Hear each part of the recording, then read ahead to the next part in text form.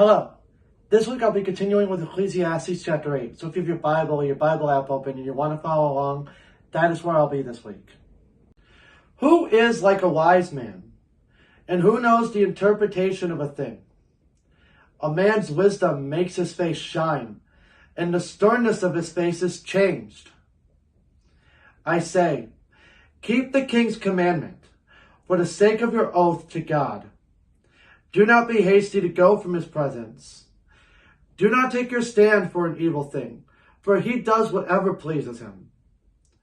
Where the word of a king is, there is power. And who may say to him, what are you doing? He who keeps his command will experience nothing hurtful. And a wise man's heart discerns both time and judgment. Because for every matter there is a time and judgment, though the misery of a man increases greatly. For he does not know what will happen, so who could tell him when it will occur?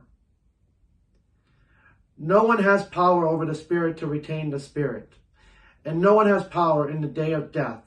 There is no release from that war, and wickedness will not deliver those who are given to it. All this I have seen, and applied my heart to every work that is done under the sun. There is a time in which one man rules over another to his own hurt.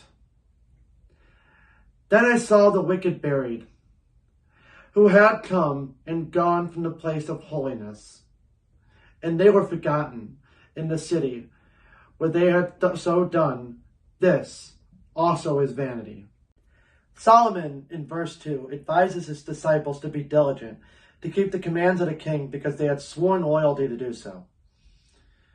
Verse 3, it cautions us to be careful when dealing with authority, urging against hasty and impulsive actions. The Hebrews of the first line of this verse is difficult because it could mean not to leave a king's presence in anger or in some other hasty fashion. Not taking your stand is not persisting in a losing argument. But when a king wields power merely by a word, who can challenge his actions? We need to respect authority while recognizing its limits. A leader is human, and they can make mistakes. But it is God who allows their authority for his purpose. Approach authority with humility and wisdom while trusting in God and his ultimate control. Pray for your leaders, that they would govern with justice and seek God's wisdom as they lead. While human rulers may fail, God will not, as his authority is perfect and eternal. It gives us hope and confidence in uncertain times. The expression in verse 6 may refer to the man's own misfortune, about which he has come to see the king, in which case he is urged to be patient and make his plea when the king is ready to hear it. There is a possibility that the king's bad temper is in view, in which case the man is encouraged not to make an inappropriate response. Even when life feels overwhelming, always trust in the Lord's timing. Be patient and thoughtful with your actions. While we cannot know the future, God holds all of time in his hands. He's got the whole world in his hands. He sees the full future, and his plans are perfect and they are trustworthy. Surrender your worries about the future to him. Verse 8 invites us to run from evil and sin. Our inability to break free from bondage to sin is likened to our inability to overcome death. It is in Jesus Christ that both sin and death have been defeated. Solomon's final remark on despotism and its evils: without accountability to others, one will sooner or later inflict damage on himself, as well as those on whom he rules. The holy place in verse 10 is probably the temple in Jerusalem. The point is that just as the wisdom of the wise man is forgotten, so the wickedness of the evil man is forgotten. And the world is a little better or worse for either of them. Because the sentence against an evil work is not executed speedily, therefore the heart of the sons of men is fully set in them to do evil. Though a sinner does evil 100 times, and his days are prolonged, yet I surely know that it will be well with those who fear God, who fear before him. But it will not be well with the wicked, nor will he prolong his days, which are as a shadow, because he does not fear before God. There is a vanity which occurs on earth, that there are just men to whom it happens according to the work of the wicked. Again, there are wicked men to whom it happens according to the work of the righteous.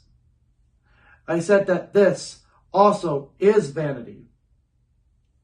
So I commend enjoyment, because a man has nothing better under the sun than to eat, drink, and be merry. For this will remain with him in his labor all the days of his life, which God gives him under the sun. When I applied my heart to know wisdom and to see the business that is done on earth, even though one sees no sleep day or night, then I saw all the work of God, that a man cannot find out the work that is done under the sun. For though a man labors to discover it, yet he will not find it. Moreover, though a wise man attempts to know it, he will not be able to find it. Carry out the necessary discipline for bad behavior promptly. Understand that to delay loving discipline only encourages and reinforces negative behavior. At times, life may seem unfair, but God sees and rewards those who honor him. Trust in God's justice.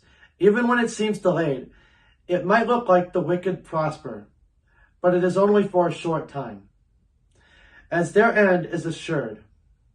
Commit to living righteously and having a heart to share the gospel with those who are far from God.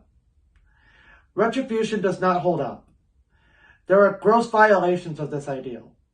There are righteous men whose end is like the wicked, who die young, and wicked ones whose end is like those who do righteous deeds, those who live long. Verse 15 tells man to enjoy life, rather than being distracted by its unfairness. God's work among them, the meaning of life, cannot be fathomed by the human intellect, even if one labors on that task day and night. Thank you for watching. Next week I'll be continuing in Ecclesiastes chapter 9. I hope that you can join me. God bless.